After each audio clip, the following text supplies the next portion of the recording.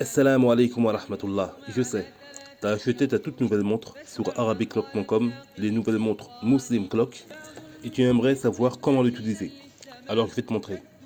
Très facilement, en haut à gauche, tu peux activer la lumière. Le bouton en haut à droite sert à rentrer dans le menu. Donc en pressant une fois, on a les heures de prière, on a donc le Maghrib, le Aïcha, le Fajr, Shurouk, Dhor, on a le menu pour régler l'heure, les secondes. On peut même changer la ville. On va rentrer plus en détail par rapport aux villes et aux pays. Donc là, on a réglé pour la France, mais il y a énormément de pays. Alhamdulillah, peu importe là où vous vous trouvez sur Terre, vous pourrez facilement configurer le pays que vous souhaitez. Donc vous voyez, il y a énormément de pays. Alhamdulillah, c'est une vraie ni'ma. Et si vous ne trouvez pas votre pays, vous pouvez choisir un pays qui est proche du vôtre. Voilà. Donc on va choisir la ville de Paris. On pourrait choisir également toutes les villes, les grandes villes de France.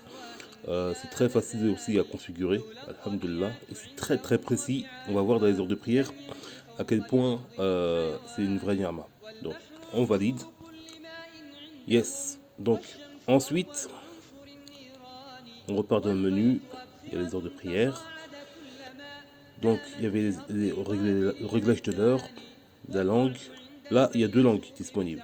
On peut régler soit en langue anglaise, donc on choisit l'anglais,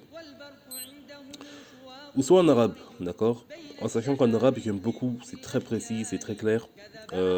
Franchement, profitez-en. On peut régler le calendrier qu'on souhaite. Est-ce qu'on veut le calendrier grégorien ou hégirien, à notre préférence. Franchement, les deux sont très bien, alhamdoulilah. Donc, on peut régler l'affichage de l'heure, les heures de prière. Donc là, par exemple, on peut choisir donc la Ligue islamique mondiale comme calendrier. Il y a d'autres calendriers qui sont disponibles. La Ligue islamique mondiale, les heures d'Égypte, Al Qura, la Mecque. C'est vraiment selon notre préférence et l'avis juridique qu'on a choisi.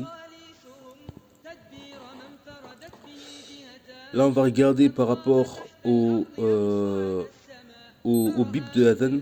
Par exemple, il n'y a pas l'adhan, donc il n'y aura pas Allahu Akbar, etc. Lorsque l'heure de la prière elle arrive, il y a des bips. Et là, on peut régler le nombre de bips qu'on veut, d'accord. On peut régler de 0 à 30, d'accord. Donc pour ceux qui ont du mal à se réveiller pour Salat al-Fajr, par exemple, 30 bips qui sont en plus assez forts, je peux vous dire que ça peut concrètement vous aider, Inch'Allah ta'ala. Donc on peut régler le DST, ça honnêtement je ne sais pas ce que c'est. Si quelqu'un sait, donc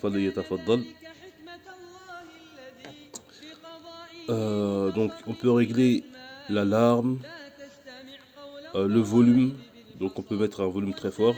Il y a aussi des marque-pages pour le Coran, très bénéfiques. Lorsqu'on lit par exemple le Coran et qu'on a besoin d'un marque-page, on peut prendre la montre directement. Donc là on est dans Souratul Baqarah. On va dire par exemple, je me suis arrêté au verset 41 et je valide. Comme ça la prochaine fois, j'ai juste à revenir sur ma montre pour savoir où est-ce que je me suis arrêté. Ensuite on a le niveau de batterie de la pile restante. Donc là elle est chargée au maximum. Et voilà pour la présentation. J'espère que ça a pu vous plaire, que ça vous a aidé. Si vous avez la moindre question, contactez-moi, il n'y a pas de souci. Et à très bientôt sur arabiclock.com. Wassalamu alaikum.